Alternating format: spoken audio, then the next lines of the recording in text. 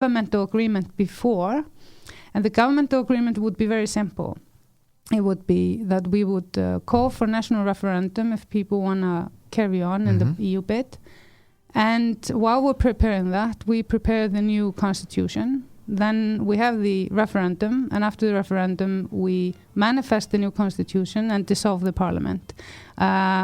Wouldn't that be an incredibly beautiful thing to do? Because that the nation agreed that they wanted this new constitution, and the last parliament asked the nation, and then all of a sudden they decided nope. No, well, it was a massive opposition, and then the other by the current government that was in minority back then, and then that government that was there didn't have the balls to do what it took to actually push it through, and I think very many of their followers are pissed off because of that or hurt. So you are the one opposition party now showing a real rise in the polls while the others are hurting.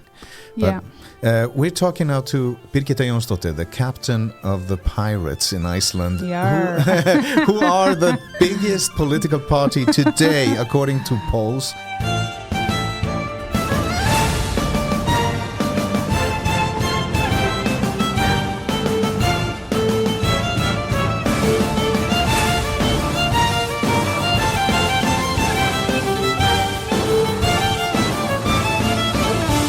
We still have Briggita Jónsdóttir, the pirate captain, in our studio.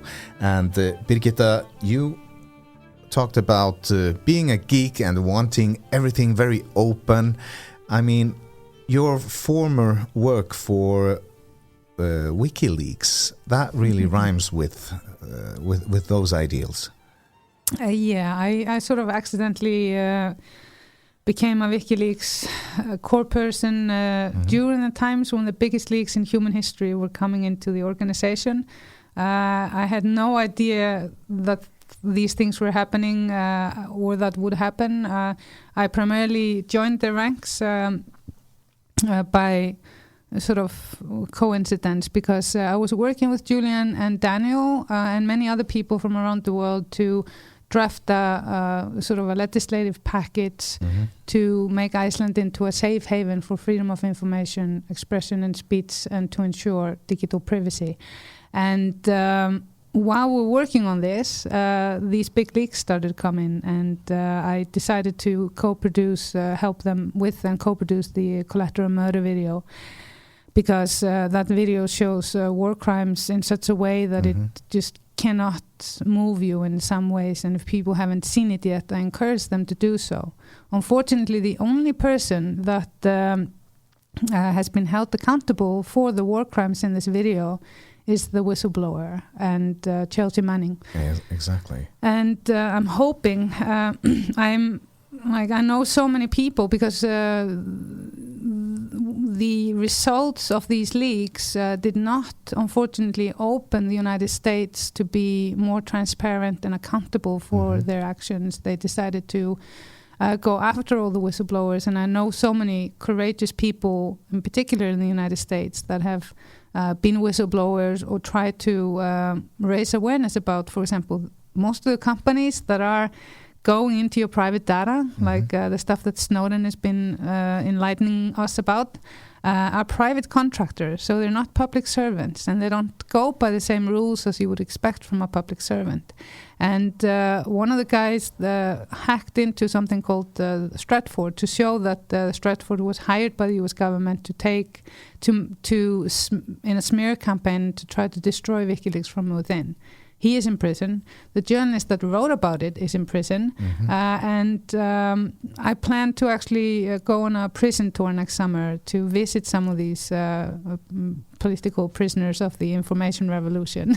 Well, you have to go further than that. If you're going to meet Julian, you have to go to the embassy in London.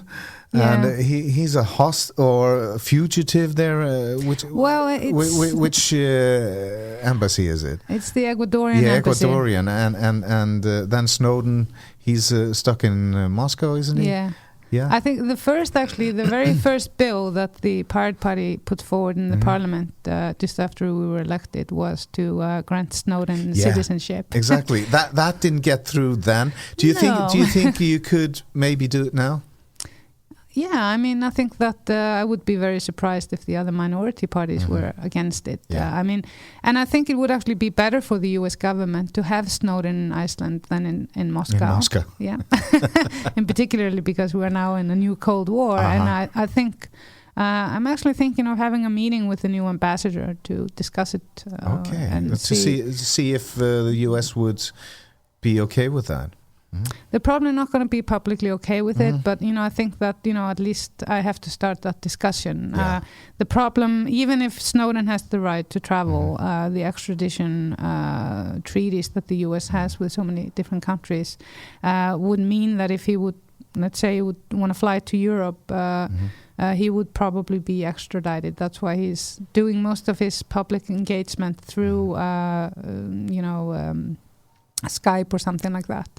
I met with his main lawyer when I was in New York last time, and he's actually quite happy. His girlfriend has moved there, and but of course it's always difficult when you don't have a complete freedom. And the situation in Moscow and in Russia in general is very worrying, as the situation as well in the US is worrying.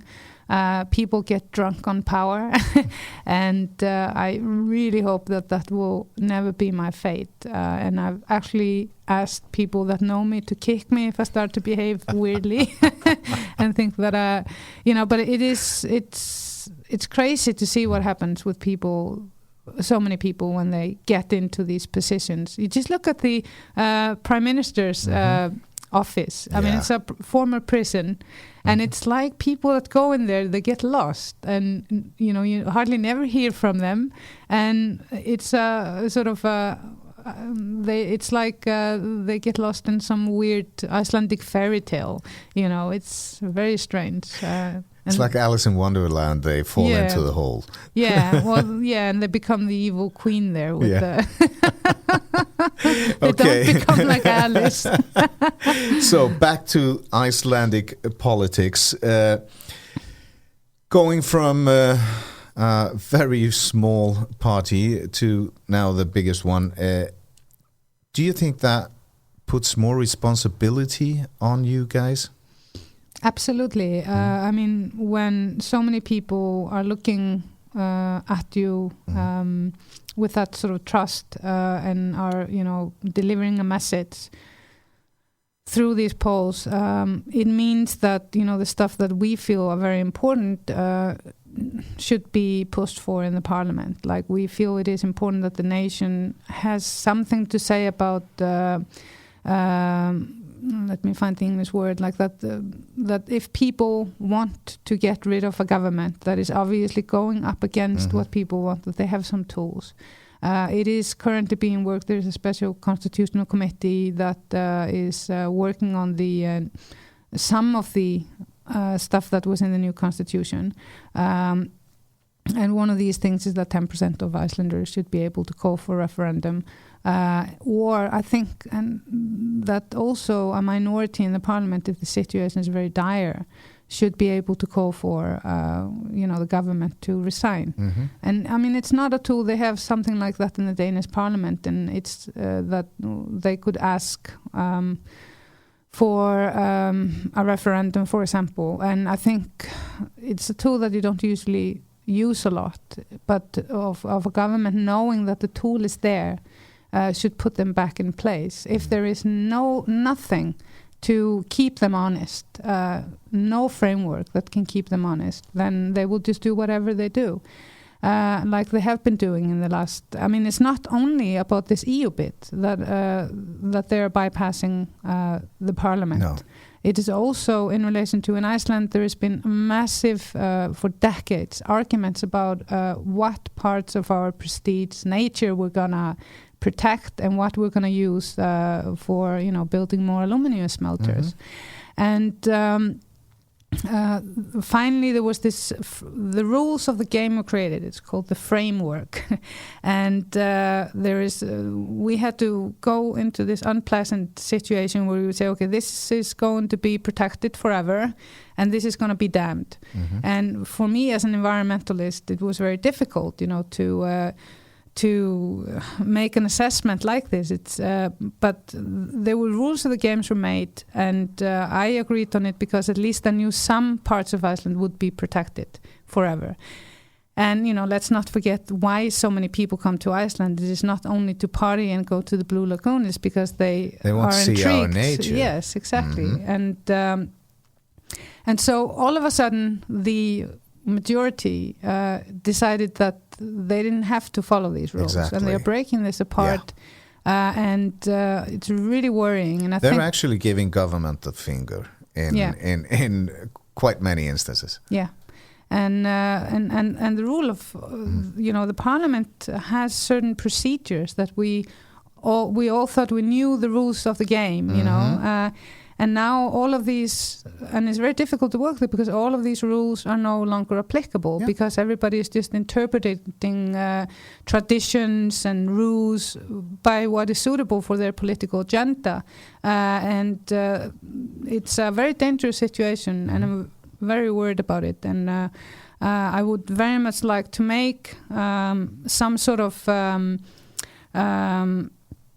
safeguards so that nobody could get away with it, so that if I would get drunk on power sometime in the future, if I'm still there, which it's not certain, would not go at a whack, that some people could say that the general public or the minority of parliaments could stop it. We should be able to trust the president to make sure that things don't go out of whack, but he's become a very political figure, and he's sort of the godfather of this government. And so there's nowhere where we can actually get the necessary tools to keep them in check. And I'm very much afraid of, if people don't understand, we have to do something now. And if this government is not going to be dissolved, because, they don't have any authority. Nope. They have so much the minority that trust them is always getting smaller and smaller. And it's not because I'm not looking for elections so that the Pirate Party can get posts as ministers and something like that. That's why I came up with this idea that I was discussing earlier, where we would actually transfer more power to the people so that the parliamentarians and the governments in the future could be more honest. Mm-hmm. But these are dangerous times in Iceland, and I would really encourage all friends of Iceland that are worried about this situation to call the ministers. Finally, you talked about the future. If you keep this momentum, and if you were able to win elections, be the big winners, do you think the Pirate Party would be ready for government? It was said, for example, about the left Greens. They were really good in opposition because they were good at being opposed to everything, and but they had two very excellent ministers. Then they got into the government, and it was very problematic. As you say, they had two very good ministers, but they talked about chasing cats. It was the wildcats. Yeah, the wildcats in the party.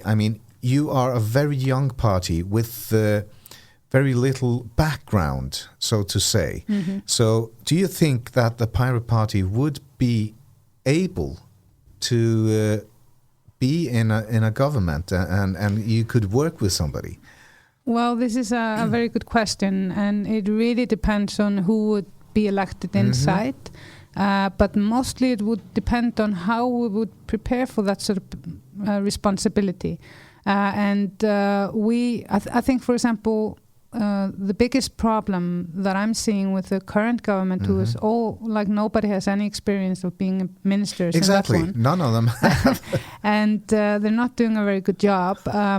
So maybe they could have done something that I would encourage pirates to do, is to hire assistants that are understand how the system works, and not necessarily yes people, but people that have understanding of how the bureaucratic body is, so that it looks like the fate of many of the ministers now are the yes ministers scenario. Most people have seen Yes Minister. Yeah. And so